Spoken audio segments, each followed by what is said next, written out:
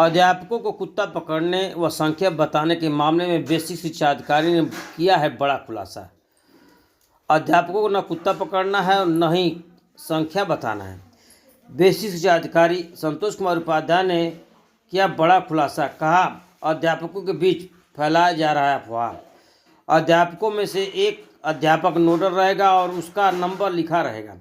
किसी भी बच्चे के साथ घटना होती है तो उसे नंबर पर नोडल अध्यापक को फ़ोन कर सूचना देना है। सूचना देने के बाद नोडल अध्यापक के द्वारा सामुदायिक स्वास्थ्य केंद्र पर कराया जाएगा इलाज। सिर्फ अध्यापकों के नोडल का यही रहेगा काम।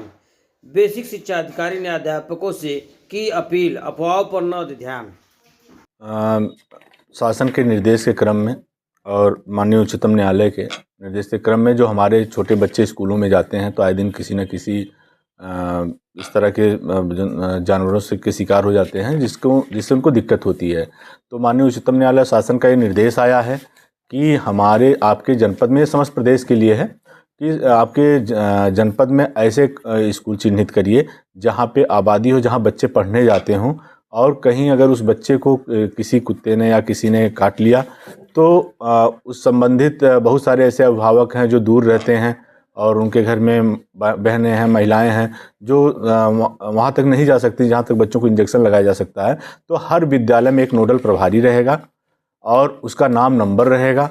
अभिभावक को आवश्यकता हो, अगर इस तरह की चीज़ें होती हैं तो उससे संपर्क कर लेंगे। वो स्थानीय CSC पे ले जा करके जो टीका वगैरह इंजेक्शन लगवाना है वो इंजेक्शन लगवा देंगे, जिससे बच्चा भी सुरक्षित हो जाएगा। इन्हीं सभी चीज़ों को दृष्टिगत रखते हुए, और जो हमारा MDM है या इस तरह की चीज़ें हैं या कूड़ा कचरा इकट्ठा होता है आसपास से, कोई दुकानें हैं जहाँ से, तो जो आवारा पशु हैं इस तरह की चीज़ें वहाँ पर होती रहती हैं, तो कम से कम स्वच्छता रहे। स्थानीय प्राधिकारी जो हमारे EO हैं नगर पालिका, उनको हमें सूची भी दे देनी है ताकि वहाँ पे किसी प्रकार की गंदगी ना रहे, जिससे वहाँ पे इस तरह के पशु या कोई भी इकट्ठा होकर के हमारे जो बच्चे हैं या हमारे बुजुर्ग हैं या कोई भी हो जो जिनके ऊपर हमला हो सके, इस तरह की चीज़ें, इनके बचाव के लिए एक नोडल नामित किया गया है जिनका नाम बोर्ड पे चस्पा रहेगा। आवश्यकता पड़ने पर अभिभावक उनसे संपर्क कर सकते हैं, वह स्थानीय CSC से संपर्क करके इंजेक्शन वगैरह लगवा सकते हैं। तो इनका काम यही रहेगा कि हमारे कुत्तों की संख्या बतानी है क्या? नहीं, संख्या उसमें नहीं बतानी है, ना कुछ करना है।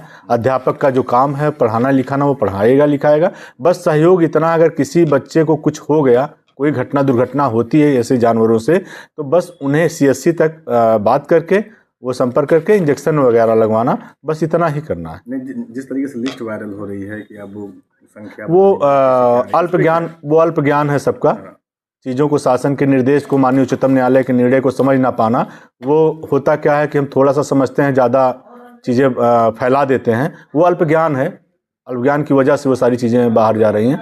बाकी जो है, जो एकदम स्पष्ट निर्देश है कि जनहित में, बच्चों के हित में बच्चे सुरक्षित रहें, अभिभावक निश्चिंत रहें, इसके लिए शासन, सरकार, हम सभी उसी लिए हैं कि जनसेवा करें और जनता के लिए, बच्चों के लिए ही रहें। तो शिक्षकों से क्या अपील करेंगे आप? क्योंकि शिक्षक काफ़ी परेशान है। हमारे जो शिक्षक हैं, सारे विद्यालय में जितने शिक्षक हैं, चाहे वो प्राइवेट विद्यालय हो चाहे हमारे सरकारी विद्यालय हों, वहाँ पे बस हमें इतना करना है, एक अध्यापक का नाम नोडल रहेगा।